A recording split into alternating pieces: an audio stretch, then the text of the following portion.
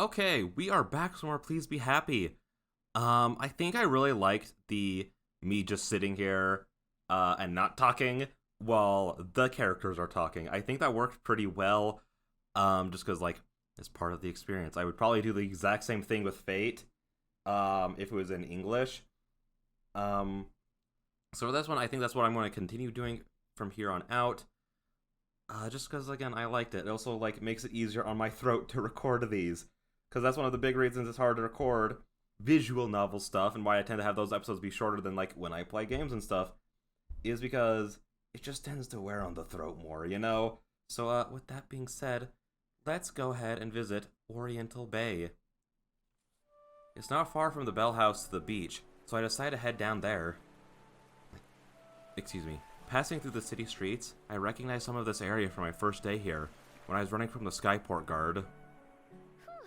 Glad that guard chased me in this direction, or I'd have never found the Bell House. And really, that's been the highlight of Wellington so far. When I get down to the beach, I take a moment to enjoy the salty sea air. From this level, it's impossible to tell where the ocean ends and where the open sky begins. I can see the Skyport from where I am, with a few older ships anchored in the harbor close by. While I'm admiring the view, a worried-looking lady comes up and waves for my attention. Hi, I'm looking for my son. He's about this tall and wearing a red sweater. His name's Tommy. Have you seen him? Nope. I haven't seen anyone like that. I just got here. Dude, okay, I just genuinely have like a question. I don't know if I talked about this like in the first 3 episodes, but like, do people just not notice her ears? Or do they just think it's hair? Okay. I can't tell. She walks away in a hurry, looking right and left as she goes to ask someone else. Humans sure do have it rough. Since they can't smell or even hear most things, it's a wonder they don't get lost more often. I amble along the waterfront, watching all the people as I go. Like Cuba Street, there's a lot going on. Under a nearby bridge, a group of 3 mermaids are racing each other. What? Close to the bridge are a bunch of people fishing, with a stressed-looking guy running back and forth between them. Next to a boarded-up market stall and some big crates, I notice something weird. Oh yeah, cause oh, there are like creatures in this, aren't there? That's something I was so confused when she said mermaids. Like, but hasn't she referenced like other creatures before? Which is why her ears probably wouldn't be that weird. Right. There's the fabled with a big flower on their head that spins like a propeller. They're using it to drift in small circles above the something near the crates. I have to check it out, of course. Nobody else pays any attention. Or can other people just not see this stuff, and only she can? And like her ears are hidden. Now I'm curious to see what she would look like without the ears. I wander over and take a look. The fable stops spinning as I approach and gives me a helpless look, but doesn't say anything. On the other side of the crates, out of sight from the path, there's a little boy sitting on the ground, with his back to one of the wooden boxes. Are you Tommy? The kid jumps, totally surprised. Oops. He scrambles up and looks at me with wide eyes. How'd you know? Your mom's looking for you. She seemed pretty worried. His expression goes from surprise to sullen real quick. I don't care. I don't want to go with you. Why not? Why are you over here instead? 'Cause I'm hiding. Oh. Okay. It's a pretty crummy hiding spot. I mean, it's totally open to 3 sides. I don't say that, though. Instead, I look up at the fabled floating overhead. It looks almost as glum as Tommy. Who's that? Oh, other people can see him. Oh, other people can.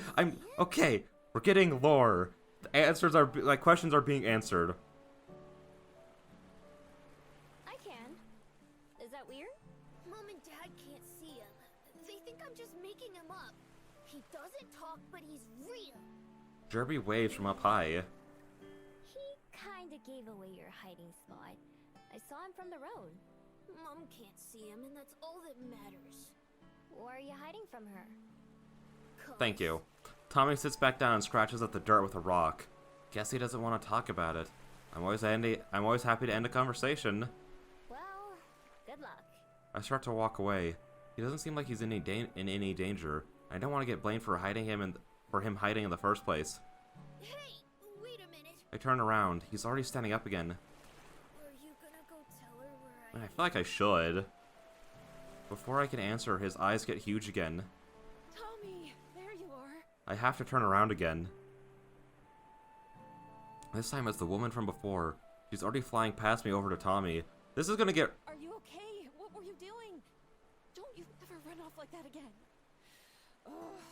I'm just gonna get real, like, worried when he goes, listen, this lady can see Jerby too. Tell her, lady. And then we have to go like, okay. Her voice goes up and down between relieved and angry. She has Tommy in a tight hug, but he is just staring forward grumpily. Jerby is flying in distressed circles again. Finally, the lady turns to me. You found him, right? Thank you so much. I was so worried. Yeah, we did so much to help here. I didn't really do anything. I did find him, but so did she. Guess she's not thinking about it much. Come on, Tommy, let's go home. We'll talk about this there. No, I'm not going. That's not home. My ears flinch as he yells. He stamps his foot on the ground to make his point. Tommy, sweetie. Home is where it's you, me, and Dad. Not that apartment. That's still your home too. But this, it's like your second home now. No, it isn't. Not without you, it's not. Oh? Do you and Dad really have to get it? Tommy, who's already sniffling, can't keep from breaking down and crying as he throws his arms around his mom and hugs her back. I don't want you to go. I get the impression that I should probably leave.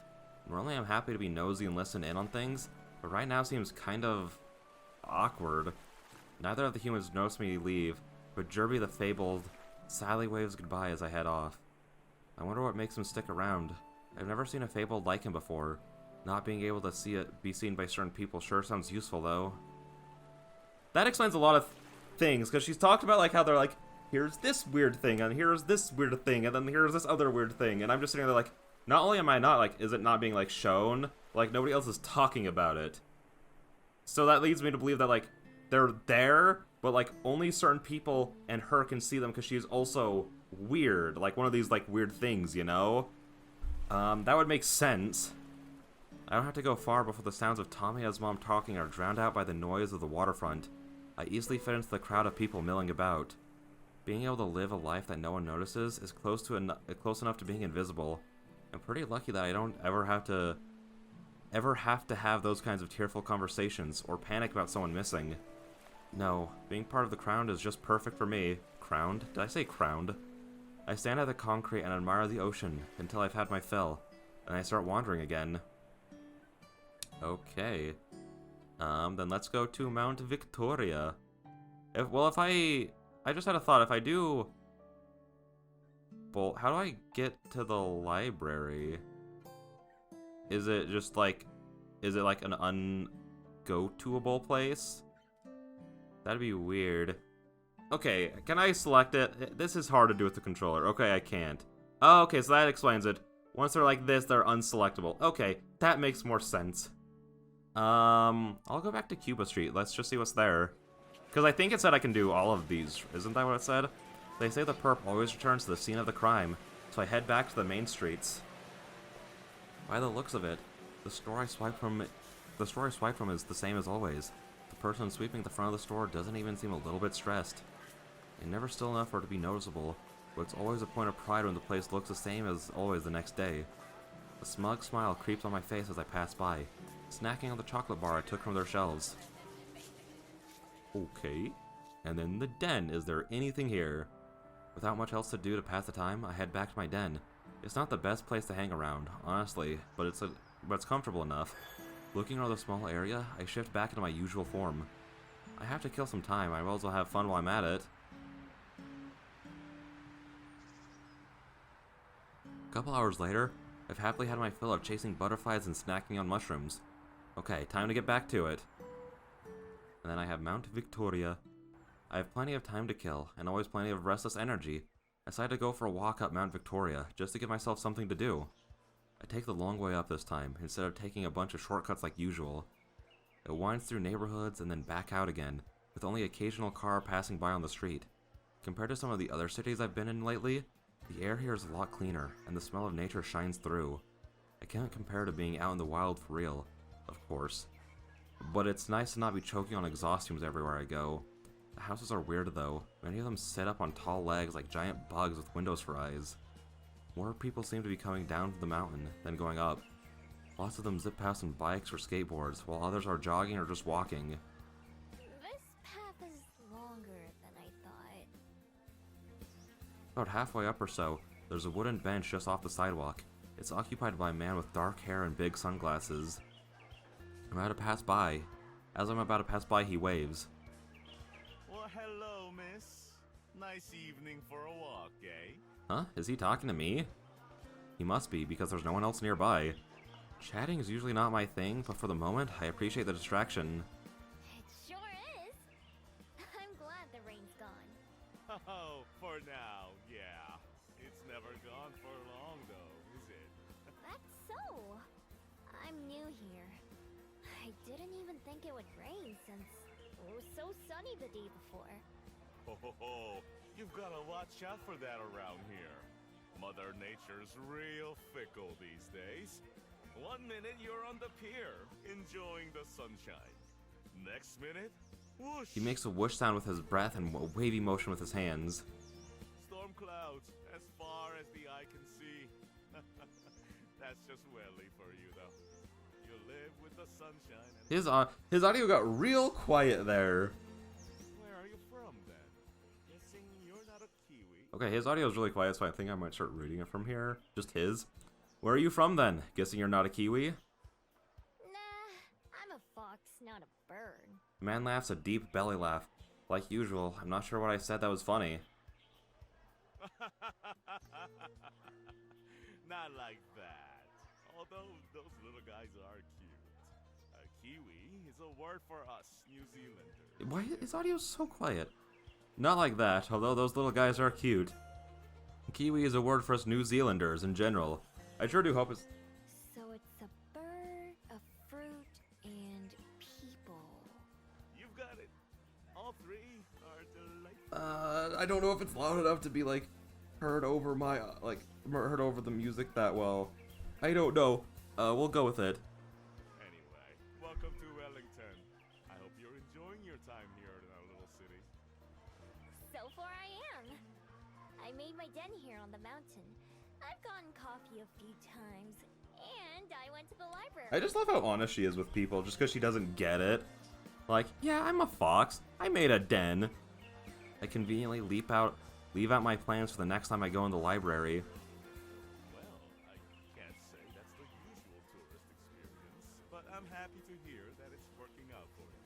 Staying long? Probably. I decided to come live here, but I'm still getting to know the place. So, maybe I'll change my mind. A true free spirit, eh? I felt the same way when I first got here, long time ago. Didn't think I'd settle down for life, but here I am now. Lived more years here than everywhere else in my life. It can't be that long. You don't look very old for a human. No? Well, that's my ego boost for today. You don't look very old for a fox either, but I imagine you've got a good head start on me. That's true. I don't really keep track or think about it, though. He laughs again. Can't say I blame you there. I think 100 years, give or take a little on either side, is enough for me. And I'm only halfway there, so I've got plenty more to look forward to. He stands up, but has to do it slowly. And sometimes I'm reminded of how many I've got under my belt already. Thank you for the chat, miss. I better get back to the water now and make sure Young Min hasn't fallen into the ocean or anything. It's been a real pleasure talking with you, though. I hope you'll give our fair town a shot. Thanks. It was nice talking to you, too. And I mean that for once. He waves goodbye as he heads down some stone steps, and I keep heading upwards. I've never really thought about my age compared to humans. Humans don't matter to my lifestyle. I wasn't lying when I said I don't know how old I am. It's never been important. Places, relationships, memories, they just tie people down. I want to be everywhere. When I reach the top of the mountain, I take a deep breath of the crisp air. Winds blow my face in every direction, and I can't keep it out of my face. The wind is wild and goes where it wants. It doesn't answer to anyone. That's why I've lived my life too. A free spirit, that's what the man called me, and I like the sound of it. I can see the smudges of a few people down by the beach and on the pier. Is one of them the man I just met? There's no way to know. I feel like that's probably just going to be like the lesson, quote unquote, that she's going to learn throughout this, or how she's going to change as a person is just like, she's like, I don't really care about people, I don't care about relationships, even though that's like kind of, you could call it like a character flaw, because like, she inherently does care about relationships and people, because she's out here looking for a specific person that she eventually had to give up on, you know? But that's still something that she wanted to find. And I feel like the way the story could go is either like she didn't realize how much it meant to her, and like she'll like find like that like want to have relationships again when like with these girls that we're meeting, or maybe like I don't know really how it could go, but I feel like that's just like the way the story is going, is like she had this thing once, she lost it, is now going on like I don't care about this, I don't care about that, I don't care about this, and then she's going to come back to like learn to care about those things again. From up here, they're just tiny little blips, impossible to tell apart from each other. Once I've had my fill of the view, it's time to get on the way again. I turn my back on the people and start making my way down once more. And with that being said, this is slightly shorter than the last episode, but I don't want to like have to cut off like partway through into this next bit, because we're about to break into a library, dude. I'm imagining that's probably going to take a little while. So I will save that for the next episode. With that being said, I will see you guys all then. Bye-bye.